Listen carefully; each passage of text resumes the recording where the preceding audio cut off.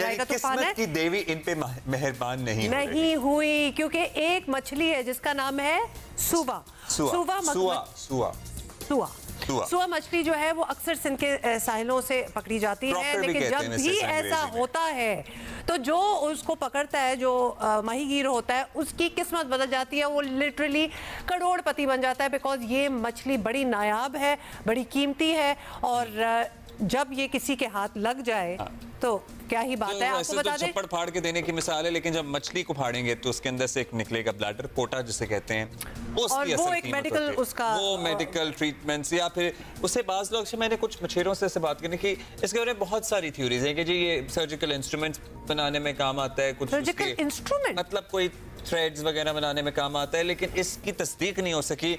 किसी ने कहा जी ये चाइनीज क्यूजीन की डेलिकेसी है असल। अच्छा, ये मतलब बहुत सी चीजें हैं। और आपको थोड़ा सा याद दिला दें, क्योंकि पिछले साल कराची के एक मछेरे पर किस्मत की देवी इसी तरह मेहरबान हुई थी, और उसको तकरीबन 1600 सुआ मछलियां जो है उसके जाल में फंस गई थी, और हाजी बलोच 1 करोड़पति बन गया था। ये मैं सिर्फ आपको याद दिलाना चाहती हूँ कि this not the first time, it does happen from time to time. अच्छा जी, हमारे साथ है हमारी कॉरेस्पॉन्डेंट जिनको ज़्यादा पता है कि इसके क्या फ़ायदे होते हैं। She is going to tell us, Uniba Zameer Shah. Uniba, बताइएगा कितनी कीमती होती है? नंबर 1, हम बहुत ही क्यूरियस है, और इतनी नायाब है, मिलती नहीं, और जब जिनको मिलती है तो उनको 1607 मिल गई, और मतलब फिर उनकी किस्मत बदल ही जाती है। बताइए। ठट्टा के माहीगीरों ने केटी बंदर के करीब सवा मछली का शिकार किया। 280 के करीब दाने थे सवा मछली के, और बताया जा रहा है कि फिशरीज पर यह फरोख्त की गई, और इसकी कीमत तकरीबन 14 करोड़ रुपए बताई जा रही है कि इतने में ये फरोख्त की गई। WWF पाकिस्तान के मुताबिक सवा मछली क्रॉकर नस्ल से ताल्लुक़ रखती है, और ये इंतहाई कीमती और नायाब मछली है। इस पोटे की बैनुल-अक़वामी मार्केट में बहुत ज़्यादा वैल्यू है।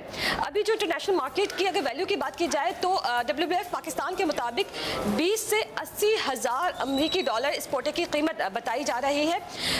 ये पोटा इतना अहम क्यों है, इस हवाले से माहिरीन बताते हैं कि चीनी रवायात में इस पोटे को शान व शौकत की अलामत तस्वुर किया जाता है, और चीनी खानों में भी इसकी बहुत ज़्यादा अहमियत है। जैसे हम इन्वेस्टमेंट पॉइंट ऑफ व्यू से गोल्ड खरीदते हैं और जब ज़रूरत पड़ती है तो इसे फ़रोख्त कर देते हैं, बिल्कुल ऐसे ही इसे इन्वेस्टमेंट पॉइंट ऑफ व्यू से चीन में ख़रीदा जाता है, इसे रखा जाता है। पहले येलो क्रॉकर का बहुत ज़्यादा शिकार किया गया इसी पोटे की वजह से। WWF पाकिस्तान के मुताबिक येलो सवा जो मछली है या जो क्रॉकर नस्ल से ताल्लुक़ रखती है वो मादूम हो चुकी है।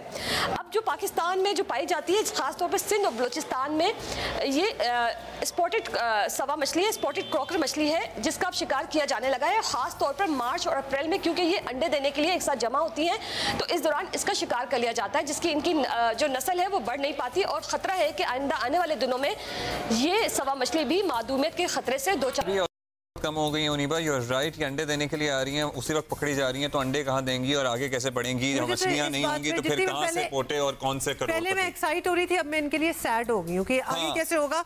लेकिन एक्साइटमेंट इस बात की थी कि एक ब्लैडर अगर हम उसकी बात करें ना तो 18 से 20 हज़ार डॉलर, मतलब दिस इज इनसेन। और फिर इसको रखा भी जा सकता है, ये जरूरी नहीं उसी वक्त कंज्यूम हो या यूज हो। कहाँ से ताल्लुक था इन माहीगीरों का जिनको ये मिली है मछलियाँ? माहीगीर तंजीमों के मुताबिक जो भी शिकार किया जाता है उसका जो निस्फ हिस्सा होता है वो मालिक जो होता है लॉन्च का वो रख लेता है। बाकी जो कश्ती के जो खराजात होते हैं, जैसे उसके इंजन की और जाल की मेंटेनेंस होती है, या माहीगीरों का जो राशन होता है, वो निकाल कर जो बाकी हिस्सा बचता है वो माहीगीरों में तकसीम किया जाता है। और इसमें सबसे ज़्यादा जो हिस्सा बनता है वो जो कश्ती का कैप्टन होता है उसका होता है। फिर इसके बाद जो सुपरवाइजर या इंजीनियर होते हैं उनको हिस्से दिए जाते हैं, और बाकी माहीगीरों में ये हिस्से बराबर तकसीम किए जाते हैं। इस कश्ती में बताया जा रहा है कि 20 के करीब माहीगीर थे। माहीगीर इन पैसों से क्या करते हैं?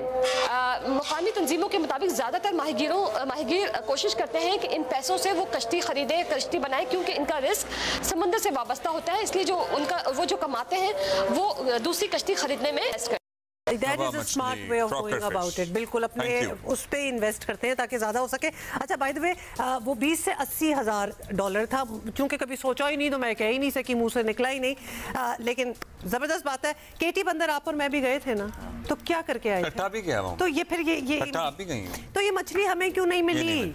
हमने शिकार नहीं किया ना, कोशिश करते तो शायद कोई हमारा भी दाव लग जाता। नहीं, I doubt it. तब भी नहीं होना था वैसे, बाकी हमने ट्राई नहीं किया। WWF और दीगर जो कंजर्वेशन के लिए काम करती हैं आबी हयात की तंजीमें, कुछ देखना चाहिए कि अगर पाँच वगैरह में ये अंडे देने के लिए आ रही हैं और इस तरह इनके ग्रुप शिकार किए जा रहे हैं, तो इनकी नस्ल पहले बहुत ज़्यादा होती थी, ऑलरेडी बहुत डिक्लाइन आया है, so something has to be done. मतलब बेचारे जिनका दाव लग रहा है उस पे भी आप ना बेकदगन लगा दें। मेरा ख्याल है कि नंबर ऑफ फिश मुझे नहीं पता। आई एम जस्ट थिंकिंग कि क्या इस काइंड ऑफ फिश की फिश फार्मिंग हो सकती है कि नहीं, अगर इतनी नायाब है और इतनी कीमती है एंड व्हाट नॉट। समंदरी मछली है, इसकी क्या फार्मिंग हो? अच्छा, I don't know, I am just leaving it out there कि इसके बारे में सोचा जा सकता है। आप हमें बताएं। ठीक है जी। कहाँ बताएंगे, एक्स पे? नहीं, वो तो बंद है, बंद किया हुआ है।